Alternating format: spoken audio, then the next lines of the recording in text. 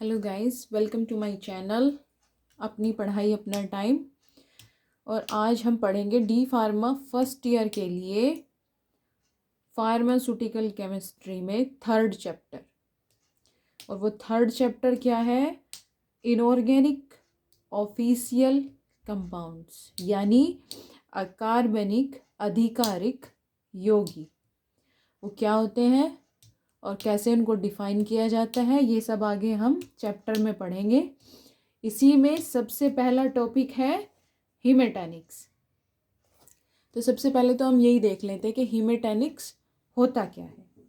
हीमेटैनिक्स होता है ब्लड से रिलेटेड, यानी शरीर में ब्लड की कमी होना हीमेटैनिक्स कहलाता है। इसकी कमी से आँखों की रोशनी कम होना, वीकनेस होना, बहुत सारी बीमारियां हो जाती हैं। किससे? हीमेटैनिक्स के कारण, यानी खून की कमी के कारण। तो वो सब क्या है और कैसे डिफाइन करेंगे हम उसे आगे, ये सब हम बिना किसी देरी के नेक्स्ट पढ़ते हैं। तो सबसे पहले हम हीमेटैनिक्स वर्ड को ही परिभाषित करते हैं। ये बिल्कुल हिंदी में है, आप अगर थोड़ा मिक्स करके लिखेंगे तो अच्छा लगेगा। हीमेटैनिक्स शब्द को उदाहरण सहित परिभाषित कीजिए, यानी एग्जाम्पल देकर उसे डिफाइन कीजिए। ब्लड में हीमोग्लोबिन यानी आयरन की सांद्रता बढ़ाने के लिए या मुख्य रूप से आयरन की कमी के कारण एनीमिया को ठीक करने के लिए उपयोग की जाने वाली दवाइयाँ हीमेटैनिक्स है। ब्लड के निर्माण के एजेंटों की आवश्यकता होती है। क्या? ब्लड के निर्माण के लिए इन एजेंटों की आवश्यकता होती है। आयरन की कमी से होने वाले एनीमिया के उपचार में उपयोग किए जाने वाले हीमेटैनिक्स के कुछ सामान्य एग्जाम्पल्स वो क्या है, उन एग्जाम्पल्स को हम देख लेते हैं आगे। क्या है? फेरस सल्फेट, फेरस ग्लूकोनेट और फेरिक अमोनियम साइटेट आदि। ये सब हीमेटैनिक्स के उपचार में यूज किए जाने वाले एग्जाम्पल्स हैं। वो क्या है, एक बार फिर से देख लेते हैं। फेरस सल्फेट, फेरस ग्लूकोनेट और फेरिक अमोनियम साइटेट। तो ये सब हीमेटैनिक्स वर्ड का अर्थ है। एक नंबर में अगर डिफाइन करने के लिए पूछा जाए कि हीमेटैनिक्स है क्या, तो हम क्या लिखेंगे? ये जो अभी हमने पढ़ा है। नेक्स्ट हम देखते हैं, इसी में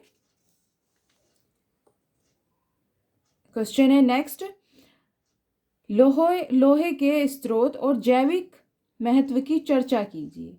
यानी क्वेश्चन दूसरी तरह से भी देख लेते हैं, शरीर के प्रोटीन में आयरन के जुड़ाव की चर्चा कीजिए।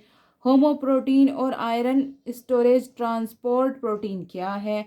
लौह भंडारण से संबंधित रोगों की चर्चा कीजिए। इस टाइप से क्वेश्चन पूछे जा सकते हैं। तो वो क्या है, अब हम नेक्स्ट पढ़ते हैं। आयरन को मानव शरीर के आवश्यक घटकों में से एक माना जाता है। क्या? आयरन को मानव शरीर के आवश्यक कंपोनेंट्स में से, घटक को हम कंपोनेंट्स भी लिख सकते हैं, बोलते हैं इंग्लिश में से एक माना जाता है। तो ये तो नॉर्मल सी बात है कि ब्लड तो बॉडी के लिए बहुत ज़्यादा ज़रूरी है, तो एक आवश्यक कंपोनेंट तो वो इजीली होगा ही होगा। इसकी सामान्य सामग्री लगभग 45 मिलीग्राम किलोग्राम शरीर का वजन है। क्या? इसकी सामान्य सामग्री लगभग 45 मिलीग्राम किलोग्राम या शरीर का वजन है। लोहे की यानी आयरन की कल शरीर सामग्री लगभग 3-4 ग्राम होने का अनुमान है।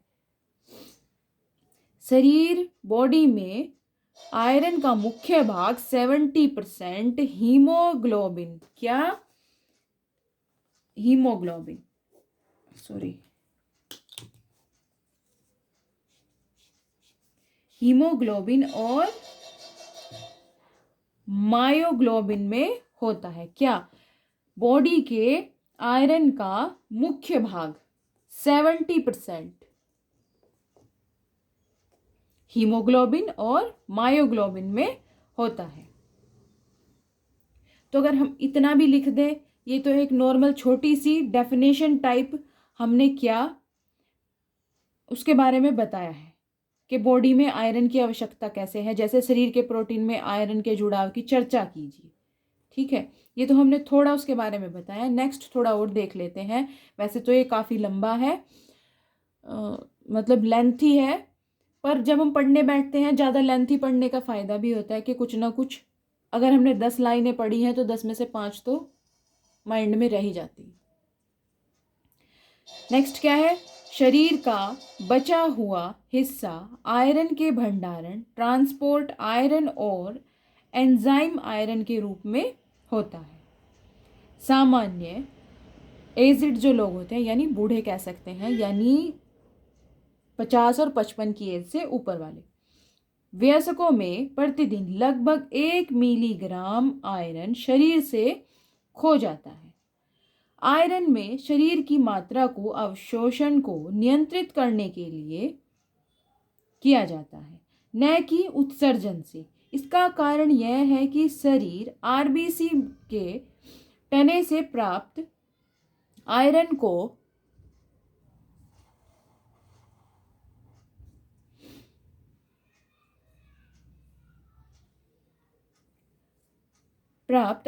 को रिसाइकिल करता है और इस तरह आयरन की दैनिक आवश्यकता काफ़ी कम होती है। गर्भावस्था यानी प्रेगनेंसी, वृद्धि और स्तनपान के दौरान आयरन की आवश्यकता बढ़ जाती है। क्या? प्रेगनेंसी के टाइम, वृद्धि और दूध पिलाने के समय आयरन की आवश्यकता बढ़ जाती है। पुरुष के लिए लगभग 10 से 12 मिलीग्राम और महिला के लिए लगभग 12 से 18 ग्राम।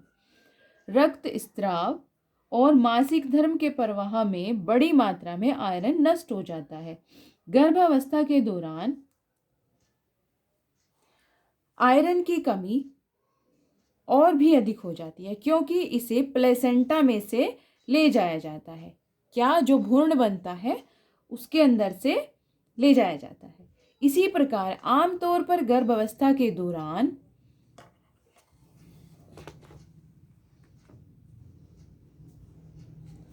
आयरन की तैयारी की जाती है। लोहे की थोड़ी मात्रा मूत्र और मल में उत्सर्जित हो जाती है और मल के माध्यम से उत्सर्जित लोहे का बड़ा हिस्सा भोजन से अवशोषित लोहे के रूप में होता है। आयरन मानव शरीर की प्राथमिक जो मेटाबॉलिक प्रक्रियाएं होती हैं उनके लिए आवश्यक है। यह श्वसन की श्रृंखला से आणविक ऑक्सीजन के परिवहन के लिए जिम्मेदार है। तो इसमें से हमें जितना भी याद रह जाए हम उतना लिख सकते हैं। ये नॉर्मल सी बातें हैं, अगर हम इन्हें पढ़ेंगे, अगर हमने 20 लाइनें पढ़ी हैं, 20 में से 10 याद रह जाए, काफ़ी अच्छा है, क्योंकि 10 नंबर का क्वेश्चन होता है लॉन्ग, कुछ तो उसमें लिख के आना होता है, बिना लिखे तो मार्क्स नहीं आते। हीमोप्रोटीन, अब हम क्या पढ़ेंगे? हीमोप्रोटीन, यानी हीमोप्रोटीन है क्या चीज? ये इसी क्वेश्चन में है। अलग से भी पूछे जा सकते हैं, शॉर्ट, वेरी शॉर्ट, या फिर पूरा एक लॉन्ग क्वेश्चन भी आपके पास आ सकता है। हीमोप्रोटीन श्वसन और ऑक्सीजन से ले जाने के लिए जिम्मेदार होते हैं। साइटोक्रोम में साइटोक्रोम सी महत्वपूर्ण है। इसमें पैराफायरिन रिंग सिस्टम में लोहा जटिल हो जाता है और इलेक्ट्रॉन वाहक के रूप में कार्य करता है, क्योंकि यह इलेक्ट्रॉन हस्तांतरण की प्रक्रिया में इलेक्ट्रॉन ले जा सकता है या खो सकता है। अन्य महत्वपूर्ण एंजाइम इनमें आयरन होता है, वे हैं कैटालेज और पेरोक्सिडेज। क्या है वो? कैटालेज और पेरोक्सिडेज। हीमोग्लोबिन और मायोग्लोबिन अन्य महत्वपूर्ण हीमोप्रोटीन है जो ऑक्सीजन को स्टोर और या परिवहन करने में सक्षम है। हीमोग्लोबिन में लौह रूप में मौजूद होता है, आयरन के रूप में यानी, ठीक है। और यह आणविक ऑक्सीजन के साथ जटिल हो जाता है। बदले में ऑक्सीजन का उठाव या छोड़ना पीएच, कार्बन डाइऑक्साइड एकाग्रता आदि जैसे विभिन्न कारकों पर निर्भर करता है। आयरन की कमी होने वाली अनीमिया को ऑक्सीजन परिवहन की कम अक्षमता की विशेषता है, ठीक है। नेक्स्ट, लोह भंडारण या परिवहन। लोह भंडारण क्या, यानी आयरन का कैसे स्टोरेज होता है और कैसे उसका परिवहन होता है यानी यूज होता है।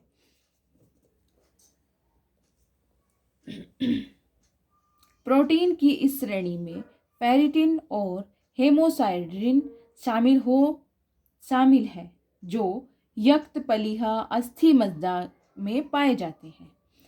पेरिटिन में जटिल लौह फेरिक या